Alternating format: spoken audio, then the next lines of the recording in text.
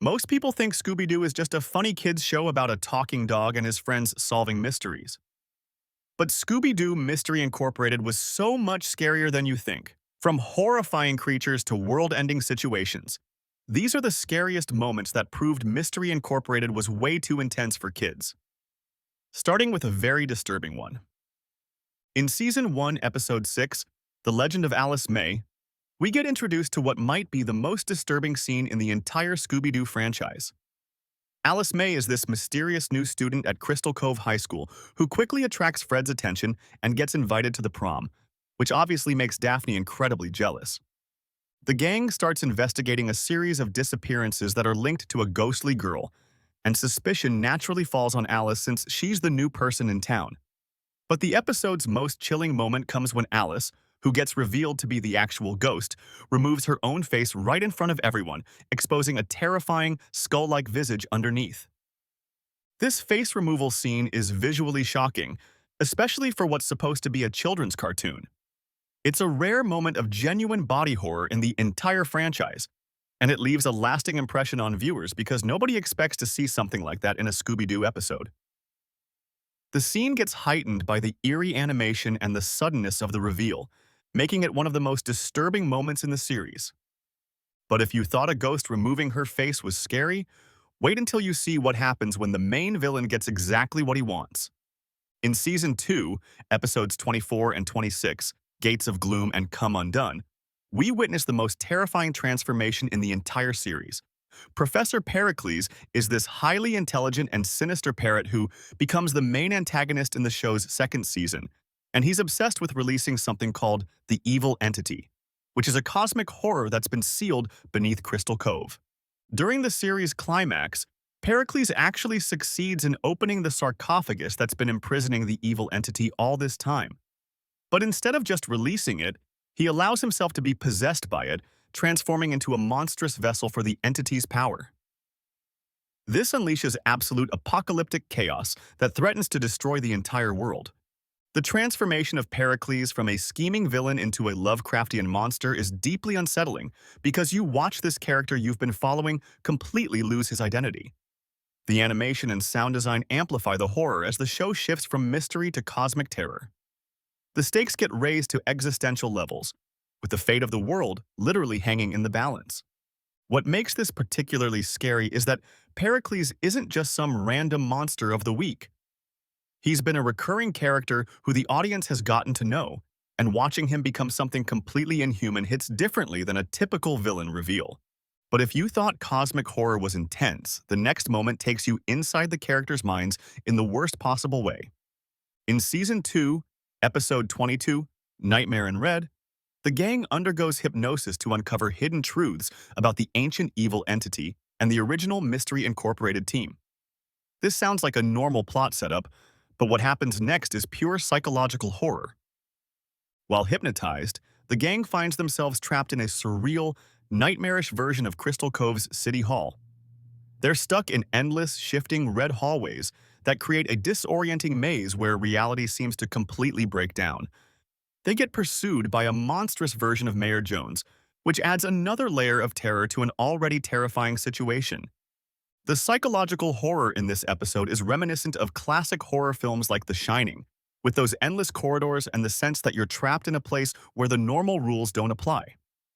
The distorted reality and sense of inescapable danger create a claustrophobic and unnerving atmosphere that's way more intense than anything the franchise had done before. What makes this particularly effective is that the gang can't just run away or solve the mystery like they normally would. They're trapped in their own minds, dealing with their deepest fears and anxieties while being chased by something that represents authority gone completely wrong. But if you thought being trapped in your own mind was bad, wait until you meet something that never stops hunting you. In Season 1, Episode 22, Attack of the Headless Horror, the gang gets called to help Dr. Rick Spartan, a famous explorer who's being stalked by a legendary creature known as the Headless Horror. This isn't just another monster of the week, though. This thing is genuinely terrifying. The Headless Horror is a ghostly, decapitated figure that relentlessly pursues its victims, appearing in both the jungle and the hospital where the gang is trying to help Dr. Spartan. The gang gets chased through dark corridors, and the monster's ability to appear suddenly and move swiftly makes it especially frightening. What makes this monster particularly scary is its design and the suspenseful chase sequences that evoke classic monster movie frights. The sense of being hunted by an unstoppable, supernatural force taps into a primal fear that the episode exploits really effectively. The headless horror doesn't just jump out and scare you once. It keeps coming back, appearing when you least expect it, and forcing the gang to constantly look over their shoulders.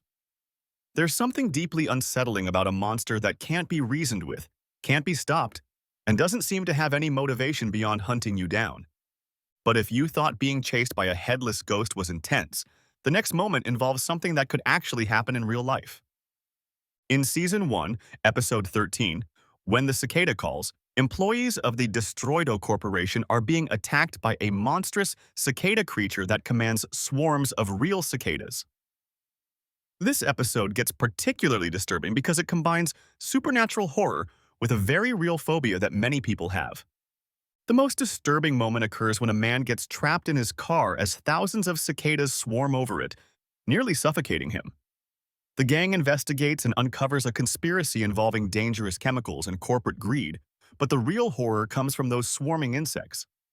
The idea of being overwhelmed by insects taps into a common phobia that a lot of people have, and the animation doesn't hold back at all.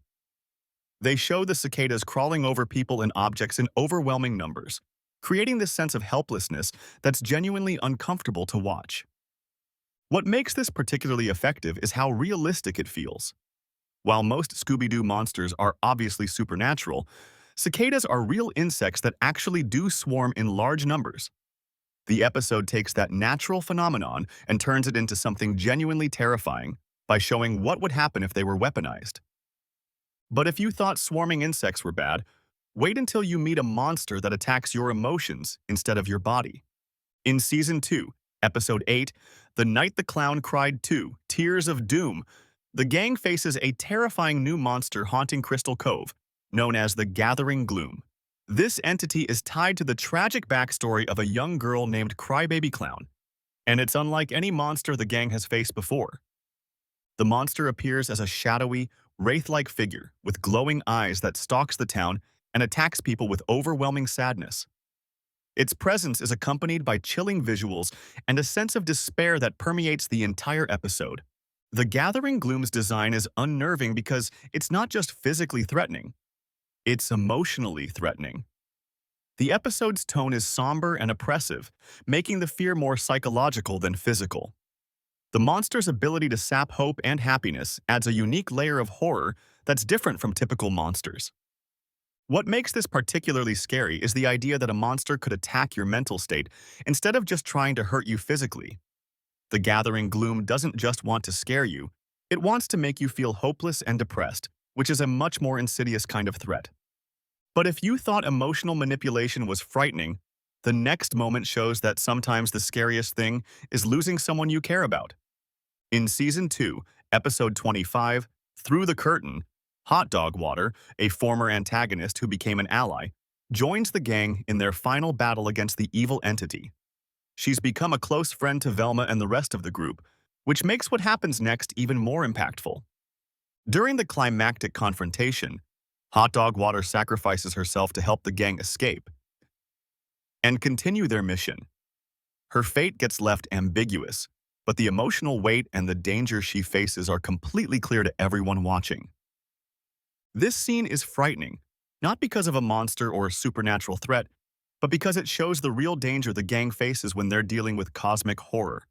The loss of a friend and the willingness to make the ultimate sacrifice bring a level of maturity and darkness that's rarely seen in the franchise.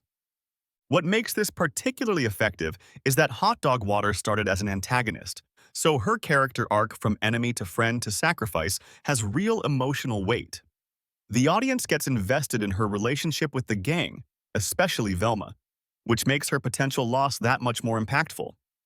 But if you thought losing a friend was scary, wait until you see what happens when a monster becomes completely unstoppable. In Season 1, Episode 10, Howl of the Fright Hound, Crystal Cove gets terrorized by the Fright Hound, a monstrous, robotic dog that escapes from the town's animal asylum. This isn't just another monster, though. This thing is specifically designed to be as frightening as possible. The Fright Hound relentlessly chases the gang through dark corridors and city streets, and its glowing red eyes, mechanical growls, and unstoppable nature make it a formidable foe. The gang can't reason with it, can't trick it, and can't seem to outrun it no matter what they do. The asylum setting, combined with the Fright Hound's design and behavior, creates a horror movie atmosphere that's way more intense than typical Scooby Doo episodes. The relentless pursuit and the fear of being hunted amplify the tension and make this episode stand out for its scares.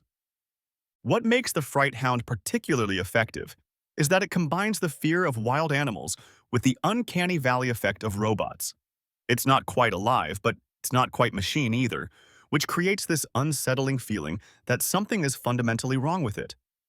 But if you thought being chased by a robot dog was intense, the next moment brings back a classic horror trope in the most disturbing way possible. In Season 1, Episode 7, In Fear of the Phantom, the gang investigates the appearance of the Phantom, a ghostly figure targeting the Hex Girls, a popular band. This seems like a straightforward mystery at first, but during their investigation, zombies begin to appear and attack, turning the episode into something completely different.